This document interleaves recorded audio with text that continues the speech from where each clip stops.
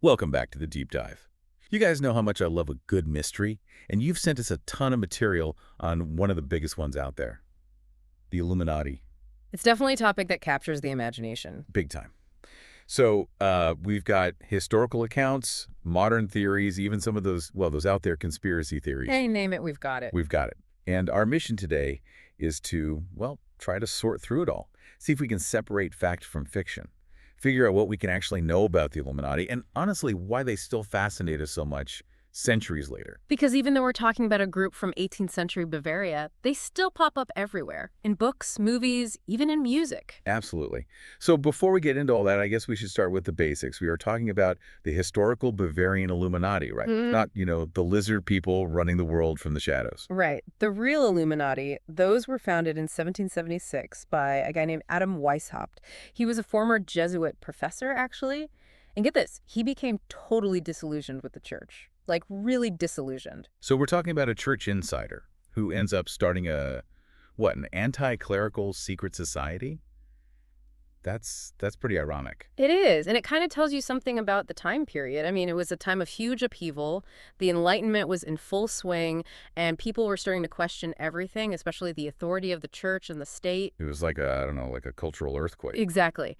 And Weishaupt and his followers, they were right there in the middle of it. They wanted to promote these Enlightenment ideals, Yeah. reason, logic, individual liberty, all those big ideas. Sounds a lot like some of the movements we see today, honestly. It does, except, they did it all in secret, which I think is part of the reason why they're so fascinating to us. The secrecy adds this whole other layer of intrigue. The mystery, Mhm. the forbidden knowledge, it's all very alluring. Right. But also, you have to remember that being openly critical of the church and the monarchy back then was super dangerous. Yeah, not exactly a career booster. Definitely not. So going underground, keeping their activities secret, that was a way to protect themselves and their members. It's about survival then. In a lot of ways, yes. Yeah. But it also meant that they couldn't just openly spread their ideas. They couldn't, hold rallies or publish pamphlets or anything like that. So how did they operate? How did they actually try to influence society? Through careful recruitment, they targeted influential people, academics, writers, even government officials.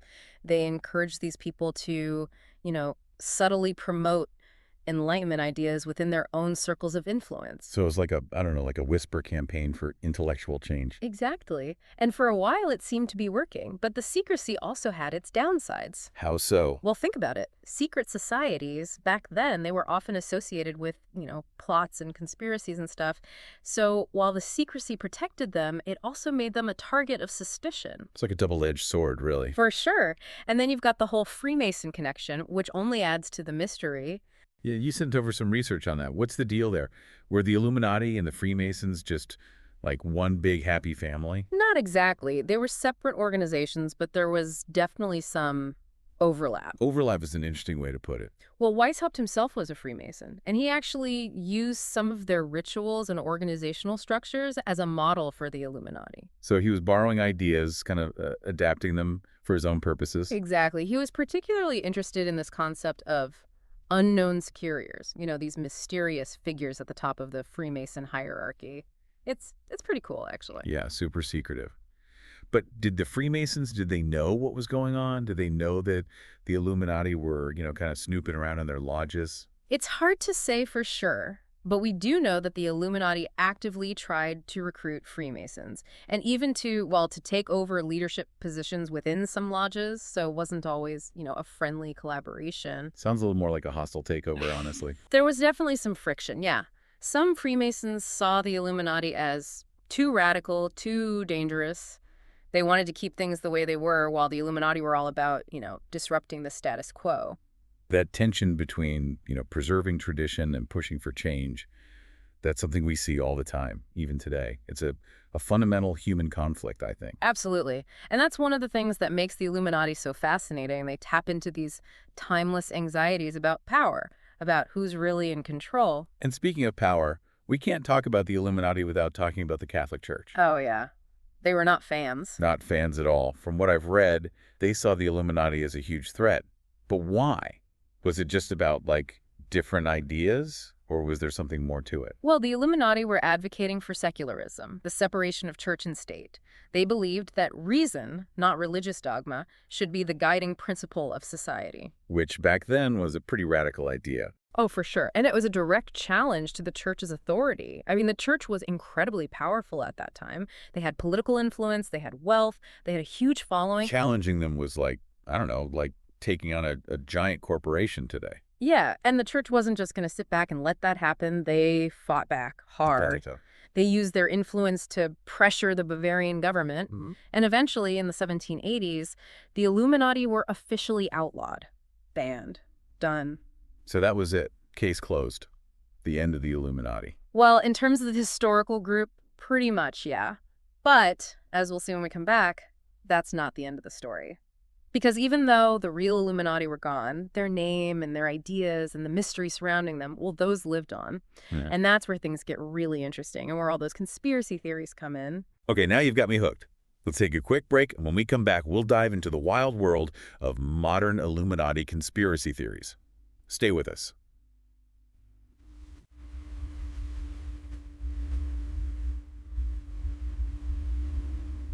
Okay, so we're back and ready to tackle some of these modern Illuminati theories. And I gotta say, some of this stuff is, well, it's pretty wild. It can definitely get out there. Like controlling the media, replacing celebrities with clones. I mean, come on. Are people serious with this stuff? Well, I think it's important to remember that even the most outlandish theories, they often tap into some very real anxieties. Anxieties that people have about power, about control, about the forces that shape our world. So you're saying there's a reason why these theories stick around, even if they're, not exactly based in reality. Exactly. Think about the world we live in. Constant change, technology moving at warp speed, globalization, political polarization. It's a lot. It's easy to feel overwhelmed, like you're, losing control. And when that happens, people look for answers. They look for someone to blame. Right. And the Illuminati, well, they become this perfect scapegoat, this shadowy, all-powerful group pulling the strings behind the scenes. It's like a way to make sense of the chaos. Exactly. And then you have the internet, which is, well, it's like an accelerant for all of this. It creates these echo chambers where these theories can spread and evolve. It's like falling down a rabbit hole. You start with a simple question and end up in this whole alternate reality. It happens to the best of us. It does. But okay, let's back up a bit. How did we get from the historical Illuminati, this small, short-lived group in Bavaria, to this global conspiracy behemoth that everyone's talking about? Well, even though the historical group was shut down in the 1780s, their name and this whole idea of a powerful secret society, it kind of took on a life of its own. Writers, philosophers, they started to use the Illuminati as this symbol, this representation of hidden knowledge, of the potential for, both good and evil. So they became like this blank slate that people could project their own fears and fantasies onto. Exactly. And then, over time, that blank slate started to get filled in. You had the counterculture movement of the 1960s, which was all about, questioning authority, distrusting institutions, and that really fed into these conspiracy theories. And then you've got all these books and movies that popularize the idea of these global conspiracies. So yeah, pop culture plays a huge role. It does. And then, boom, the internet comes along. It's like, game over. Suddenly, anyone with a keyboard can become a conspiracy theorist. It's true. But it's important to remember that conspiracy thinking isn't new. It's been around for centuries. It's a way for people to try to make sense of a world that often feels, well, chaotic and unpredictable. So it's not just about the Illuminati then. It's about this deeper human need to find explanations, to feel like we have some control over our lives. I think so, yeah. Which is why it's so important to, to cultivate critical thinking skills, to be able to evaluate evidence, to question assumptions. To not just believe everything you read online. Yeah, exactly. Okay, so are you ready to tackle some of these specific Illuminati claims? Because some of them are, well, they're pretty out there. Alrighty, bring it on. Okay, so one of the most common ones is that the Illuminati controls the media. Ah, yes, the classic media manipulation theory. Right. The idea is that this shadowy group owns or influences all the major news outlets, shaping the information we receive, manipulating public opinion. Which, it's easy to see why people might believe that. We've all seen how media can be biased, how certain narratives get pushed while others get ignored. For sure. And the fact that a few large corporations own so much of the media, well, it makes it easier to imagine a small group pulling the strings behind the scenes. Right. But if we're being honest, Wouldn't that level of control be almost impossible to maintain? I mean, you've got thousands of journalists, editors, producers, all with their own, biases and agendas. It seems pretty unlikely that they could all be in cahoots with some secret society. It does, yeah. And what about all those investigative journalists who expose corruption, who challenge powerful interests? If the Illuminati really controlled the media, wouldn't those voices be silenced? Good point. Yeah. It doesn't really hold up when you start to, poke at it a little bit. Nope. But that's the thing about conspiracy theories. They don't always have to make logical sense. They just have to tap into those underlying anxieties, those They have fears. to feel true, even if they're not. Exactly. And let's be honest, the idea of a shadowy group controlling the media is just, well, it's a lot more exciting than the reality, which is much more complex and messy. It's like choosing to watch a thriller movie instead of reading a textbook. Exactly. We gravitate towards the stories that, resonate with our emotions, even if they're not grounded in reality. Okay, so media control, that's one big theory. What else you got? Well, another popular one is that the Illuminati is manipulating global events. Wait, you mean like they're starting wars and crashing economies? Yeah. That Illuminati. That's the one. The idea is that they're orchestrating all these major events to advance their own agenda. They're like the puppet masters of world history. Pretty much. But again, if we take a step back and really think about it, this claim starts to fall apart. History is just, it's too messy, too chaotic to be controlled by any one group, no matter how powerful. Right, like there are so many factors that go into any major historical event. Political rivalries, economic pressures, social movements, individual decisions. It's not like one group can just snap their fingers and make things happen. Exactly. And just because, some group benefits from a particular event, it doesn't mean they planned it. Correlation doesn't equal causation. Could just be, coincidence. It happens. But conspiracy theories, they love to connect those dots, to create these elaborate narratives where everything is linked and nothing is left to chance. It's like that game, Connect the Dots.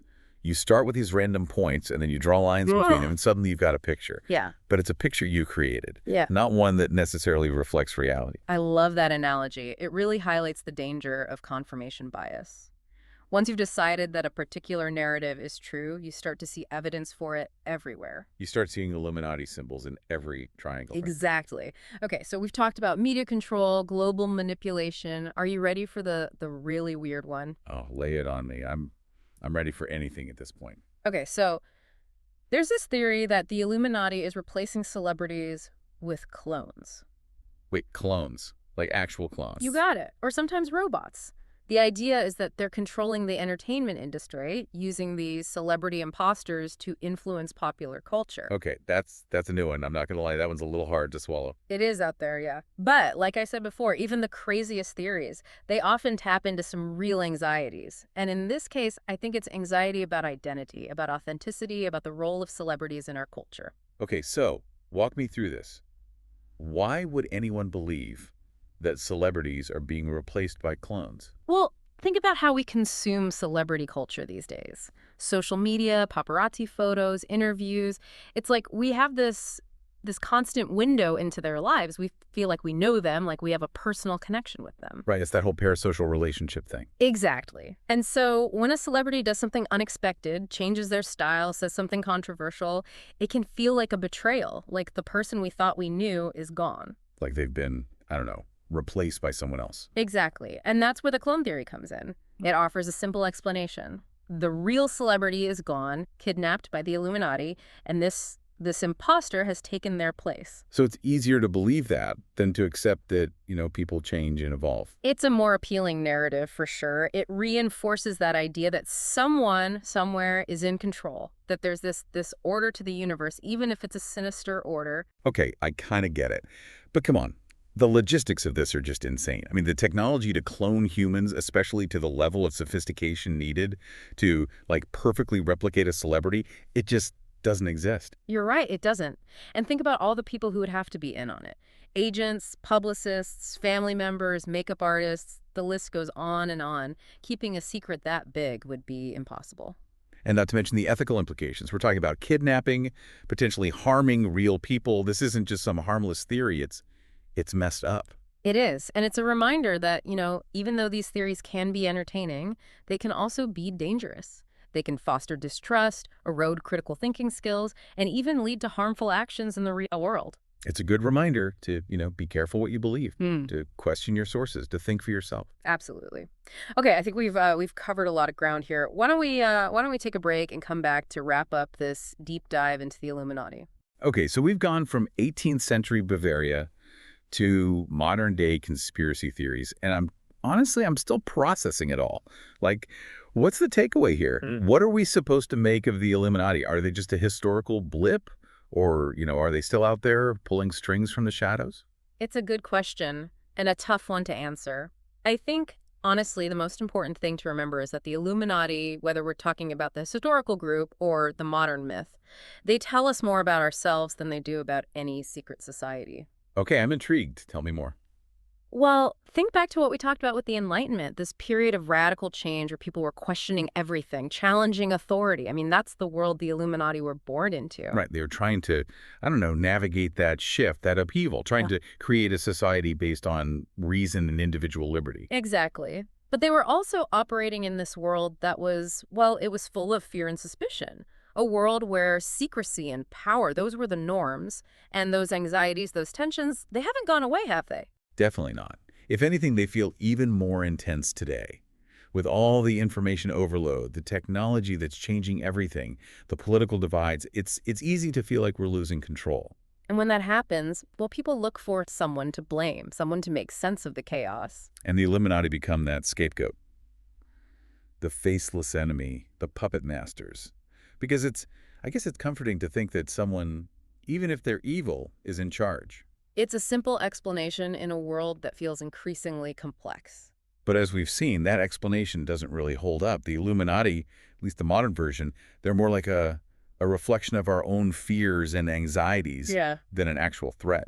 I think that's a good way to put it, yeah. So what are we supposed to do then? If we're not going to get lost in these conspiracy theories, where do we direct our attention?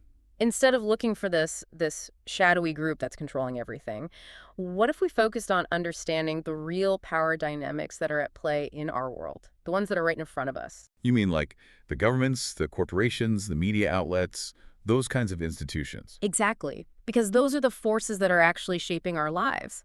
Understanding how those systems work, that's where the real power lies, not in chasing after these phantom conspiracies. It's like the difference between trying to predict the weather by studying, I don't know, cloud formations versus blaming it all on a rain god. Perfect analogy. It's about moving from magical thinking to critical thinking, from wanting simple answers to actually grappling with complexity. So what does that mean for our listeners? What should they do with all this information about the Illuminati? Well, I think it's a call to be more discerning, more critical, more engaged. Don't just accept information passively. Question your sources, examine the evidence. Be wary of people who are offering simple solutions to complex problems. And to remember that power exists in many forms, not just in some secret society. Right. It's about recognizing that and then, participating in shaping a world that reflects our values. So the next time you come across some crazy Illuminati theory online, take a breath. Remember what we talked about today and ask yourself, what are the real forces at play here? Who benefits from this narrative? And what can I do to make a difference? Because that's the real power, right? Not the power to control others, but the power to understand, to question, to act. Well said. And on that note, I think it's time to wrap up this deep dive into the Illuminati. Thanks for joining us, everyone. We hope you enjoyed the journey.